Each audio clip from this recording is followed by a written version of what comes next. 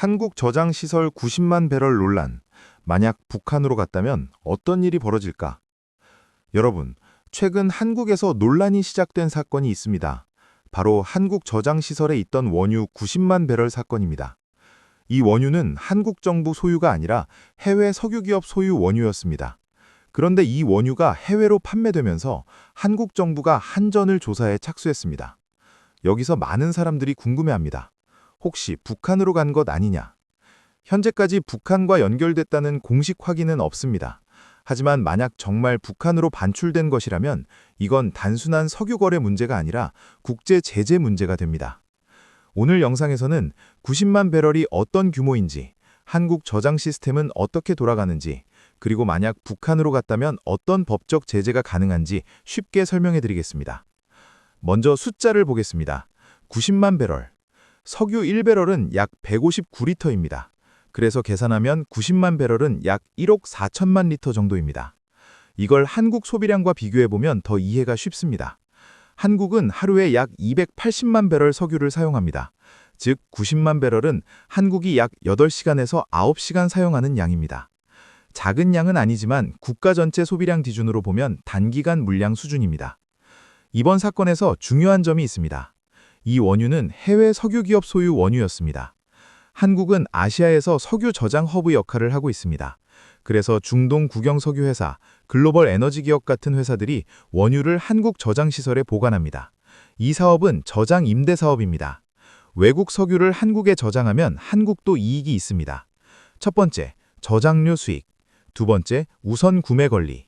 만약 에너지 위기가 발생하면 한국은 저장된 원유를 먼저 구매할 권리를 갖습니다.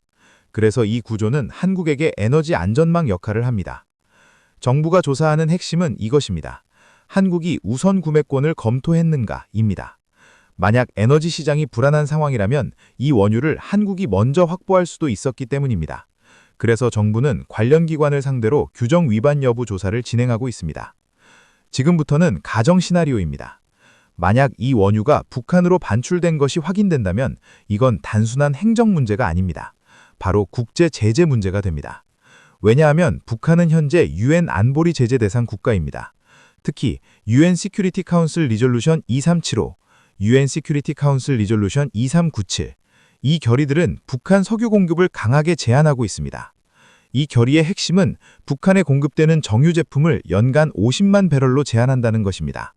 그런데 90만 배럴은 이 제한을 훨씬 넘어서는 규모입니다. 만약 제재 위반이 확인되면 여러 가지 문제가 발생할 수 있습니다. 첫 번째, UN 제재 조사. UN 대북제재위원회가 거래 경로를 조사합니다. 두 번째, 미국 금융 제재. 북한 제재는 미국이 강하게 관리합니다. 특히 Office of Foreign Asset Control, 이 기관은 기업, 금융기관, 선박을 제재할 수 있습니다. 가능한 조치는 달러 거래 제한, 미국 금융시장 접근 금지, 관련 기업 제재입니다. 이걸 세컨더리 제재라고 합니다. 한국 법에서도 문제가 됩니다. 대표적으로 남북교류협력법. 이 법에 따르면 북한으로 물자를 보내려면 정부 승인이 필요합니다. 또 대외무역법 위반 가능성도 있습니다. 이 경우 형사처벌, 벌금, 관련 기관 책임까지 발생할 수 있습니다. 정리해보겠습니다. 이번 사건의 핵심은 한국 저장시설에 있던 해외 기업 소유 원유 90만 배럴 판매입니다.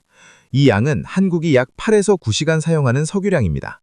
현재 정부는 규정 위반 여부, 에너지 안보 영향을 조사하고 있습니다. 그리고 만약 북한 반출이 확인된다면 이 사건은 국제 제재 문제로 확대될 가능성도 있습니다. 여러분은 이 사건을 어떻게 보십니까? 댓글로 의견 남겨주시고 국제 경제와 에너지 이야기 계속 보고 싶으시면 구독과 좋아요 부탁드립니다.